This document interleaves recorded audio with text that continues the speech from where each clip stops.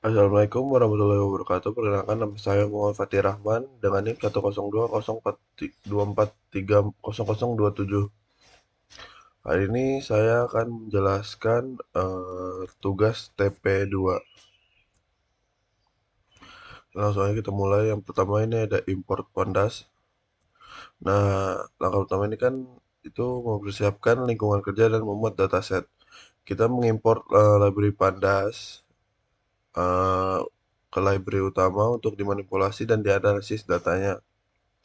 Lalu selanjutnya ini ada menghubungkan Google Drive ke dalam Google Colab. Nah, lalu mengambil dataset yang sudah tersimpan di Google Drive. Di sini namanya dataset TP2. Lalu untuk memverifikasi data yang sudah terbaca dengan benar, kita menampilkan 5 baris pertama dengan df head, ukuran data dengan df shape, serta nama-nama kolom yang tersedia dengan df kolom. Oke, lalu selanjutnya yang kedua itu linear regression dan k-means. Ini adalah dua algoritma machine learning yang berbeda. Pertama, linear regression. Linear regression yaitu supervised learning yang digunakan untuk memprediksi nilai numerik berdasarkan hubungan linear antar variabel. Lalu yang kedua itu ada k-means clustering, yaitu algoritma unsupervised learning yang bekerja dengan cara mengelompokkan data ke dalam beberapa klaster berdasarkan kemiripan atau kedekatan jarak antar data poin. Oke, selanjutnya ini ada split data. Split data itu kita harus yang pertama kita mendefinisikan variabel X sebagai fitur atau input model yang terdiri dari kolom sales, quantity, dan diskon. Ketiga kolom ini dipilih karena dianggap memiliki pengaruh terhadap profit.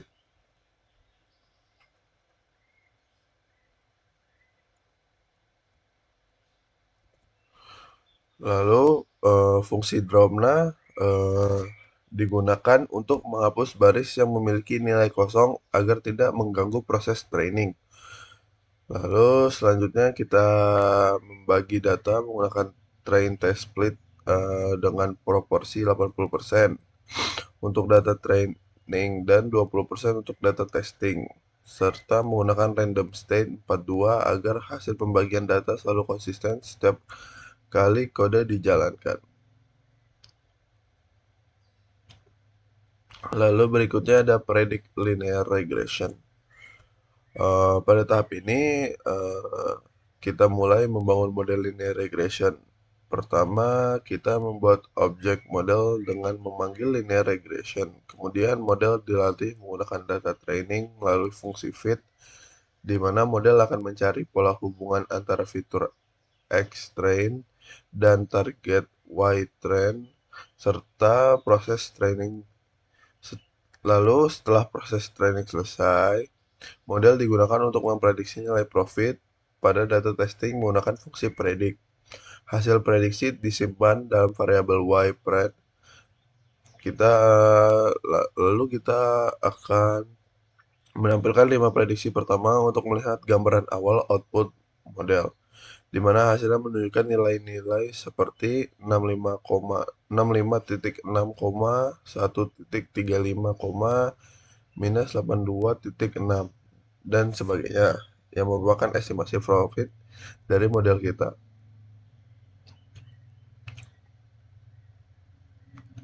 Lalu yang kelima itu koefisien. Setelah kita melatih model, selanjutnya kita bisa menginterpretasi hasilnya melalui koefisien dan intercept.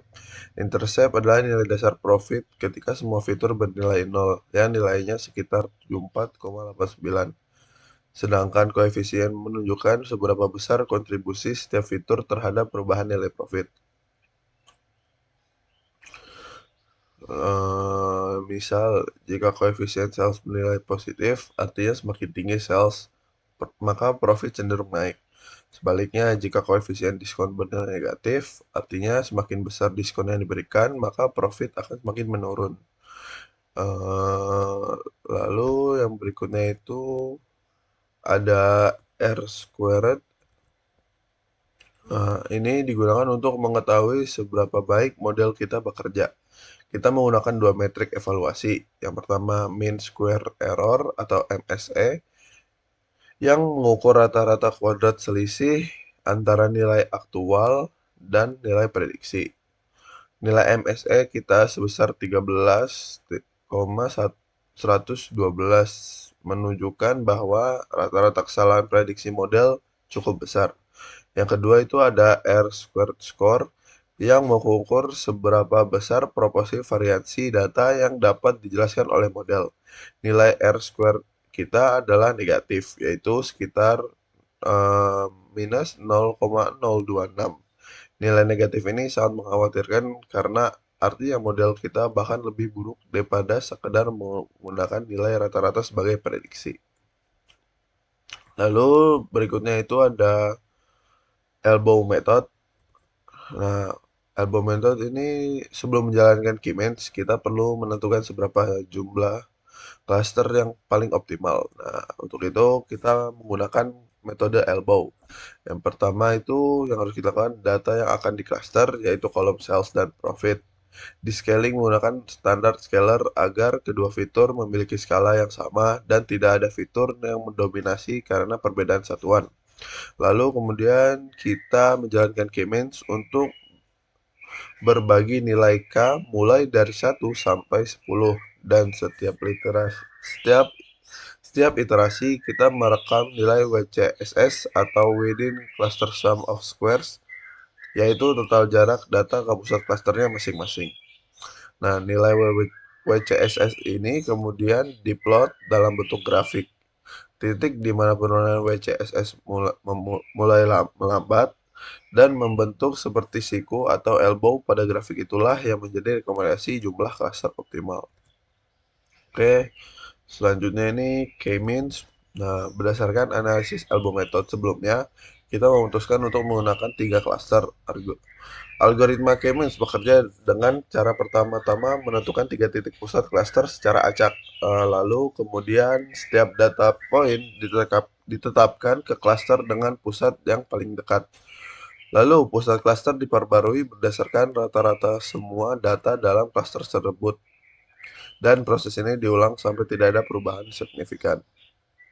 Hasil clustering menunjukkan distribusi yang sangat tidak merata, yaitu 491 data berada di cluster 0, hanya 7 data di cluster 1 dan 1 data di cluster 2. Ketidakmerataan ini mengindikasikan adanya outlier yang sangat jauh dari kelompok utama data, sehingga membentuk cluster sendiri.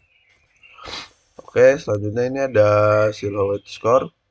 Silhouette score adalah metrik evaluasi untuk mengukur kualitas hasil clustering. Nah, nilai-nilai berkisar antara minus 1 hingga 1. Nilai mendekati 1 berarti setiap data point sangat cocok dengan klasternya sendiri dan sangat berbeda dari klaster lain. Nilai mendekati 0 berarti data berada di perbatasan antara klaster dan nilai negatif berarti data mungkin salah ditempatkan dalam klaster. Hasil silhouette score kita adalah 0,847 yang tergolong sangat tinggi. Namun perlu diperhatikan bahwa ini bisa menyesatkan jika distribusi klaster sangat tidak merata seperti yang kita lihat sebelumnya. Lalu berikutnya itu ada ARI. ARI adalah Adjusted Rank Index atau metrik yang membandingkan hasil clustering yang kita hasilkan dengan label cluster yang sebenarnya atau ground truth. Dalam kasus ini, label asli diambil dari kolom segmen yang diubah menjadi angka menggunakan label encoder.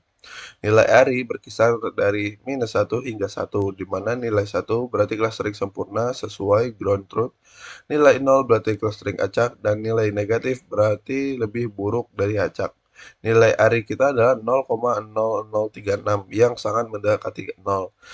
Artinya, hasil clustering K-means yang kita lakukan hampir tidak ada hubungannya dengan pengelompokan segmen pelanggan yang sebenarnya dalam dataset.